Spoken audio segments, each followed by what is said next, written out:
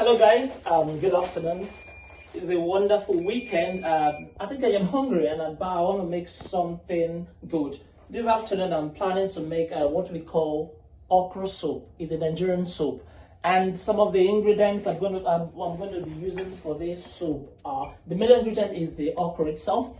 Some people call it lady's finger. When you check the dictionary, when you say lady's finger, it's something as what is known as okra in Nigeria. So I'm making okra soup, and this is the okra I'm going to be using this afternoon. And other ingredients include this is the Scotch bonnet. It's the regular red pepper.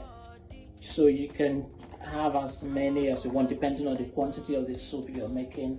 The next is I have the dry fish.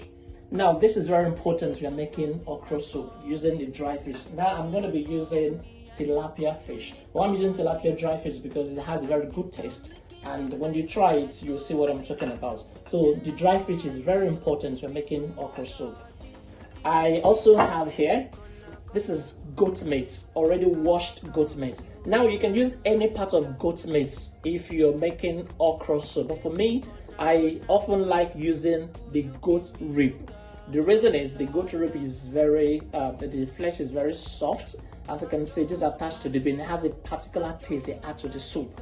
So try to use the goat rib if you can find it. If you can't, just use any other part of goat meat. But goat meat is good for okra soup.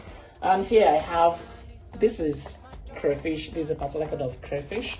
You can have the regular crayfish, but this is the crayfish I'm using. I'm going to blend this crayfish. When I'm doing that, you see, I'm going to grind this crayfish with the onion. I'm using, this is white onion. You can use the regular red onion if you wish, but for this okra soup, this after I'm using the white onion. Then I'm using this is Maggi Star. You can use the Maggi no, but particularly I use the Maggi Star because it has a good taste. All these ingredients I'm using is because of what I'm making here is okra soup. Now this is the table salt. You can use any table salt. The table salt you use will depend on the quantity of soup you're using. Just add to taste. That's what I'm doing. Then I have some other few ingredients which I can decide to use. But among this, I'm only using the ginger. I'm going to add a little ginger when I am boiling the meat. A little ginger and also a little of garlic powder. This is when I am boiling the meat. I'm going to be using this ginger and garlic. Then finally, an important ingredient which we haven't touched. We have something here. This is the red oil. This works the magic. You can make an okra soup without using the African red oil. So this is very important. So let's go cooking. Now I'm about to get cooking. The first thing to do is to try to sauce your meat. Now I'm going to add, this is the Maggi Star. So you need to add your Maggi first. Then I'm going to add a little of the garlic powder, just a little of the garlic powder. Then I'm going to add a little of the ginger. I'm going to add a little of the table. So remember, so add to taste. So you add a little of the table salt. Remember, do not add water. The reason the meat itself has water content in them. So you cover it, you put it on the fire on a low heat, then allow it to cook for like about 10 minutes. Then why you're not going to add water to it is because when it boils, the water itself, when it boils with the meat, it allows the nutrients to go inside the meat and it gives it a good taste at the end of the day. So now I'm placing the meat on the fire. Remember, you can try that on a low heat. Don't use too much heat for the meat. But we're going to cover the pot and allow it to boil for like about 10 minutes. So this is the meat already with ginger, with Maggi, and with garlic. So cover and allow it to boil for like about 10 minutes. So while the meat is steaming on the fire, I'm going to prepare the rest of the items for the soup. So I'm cutting the okra already. So you can see. Next, I'm going to blend the Scotch bonnet, then the onion and the crayfish together. Try to wash your crayfish in case if you have some chaff or sand in there, it goes down. So I'm going to blend them together into a pastry form. So that's the onion. This is the Scotch bonnet. pepper, and this is my crayfish. Put them together. So right now I'm blending the pepper, the onion, and the crayfish together. I'm going to turn into a pastry form in a few minutes.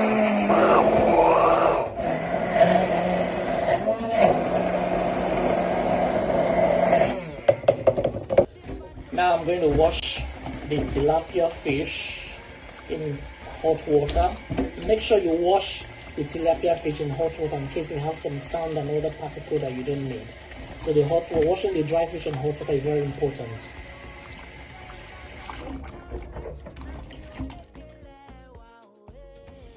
So I'm getting most of my recipes are ready. I have the tilapia fishes here.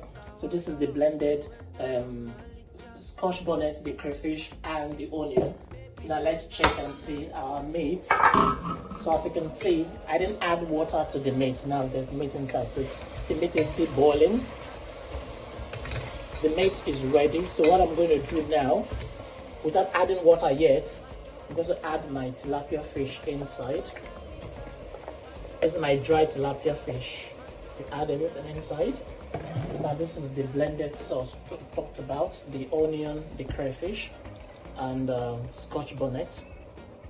You add them inside. Then you can just turn it together.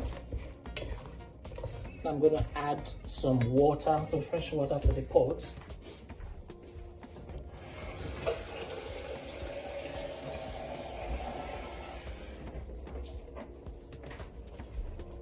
So you add water.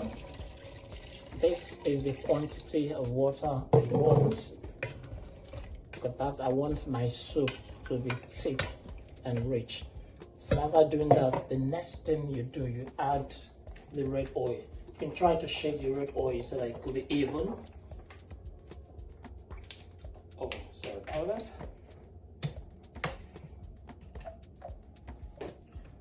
So I just add a little of the red oil inside, then cover the pot to boil. Let's check and see if it's boiling. Wow! So as you can see, everything is boiling already. Now some ingredients are optional. There's something I'm going. This is ogbono. It's called. This is grounded ogbono seed. So it's optional if you want, but for me, I like putting the ogbono soup. What it makes it look more thick. So I'm going to add the ogbono inside the boiling soup. When you add ogbono, please remember to turn immediately. As you can see, it's serving as a thickener for the soup already. Now that is my ogbono inside. So you can see the soup is already getting thick already within few seconds. So try to reduce the fire once you add the ogbono so that the heat will be too much. Then you can decide either to cover it or you allow it open. But for me, I try to cover it just for about 36 seconds or 1 minute. Oop. So now it's a minute already since we added the ogbono. Check out and see what is happening inside. Now the last thing you're going to add is the okra, because this is vegetable. We don't allow it to stay low in the fire. So once I add the vegetable, the soup is ready. Once I add it, it's just I'll just stir it for like about a few seconds, then the soup is ready.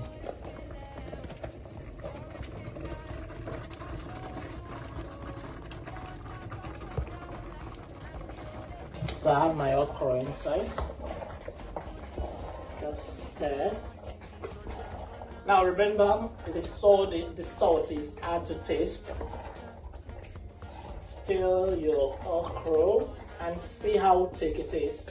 If it's too thick, you can add a little water, but for me, this is actually how I want it. Final thing I'm going to do before I bring down the soup, I will check and see if how the taste is, if the salt is enough, everything blended together. Oh God, this is yummy. Very tasty. This is how thick I want my okra soup to be. As you can see, everything is looking exactly how I want it to be.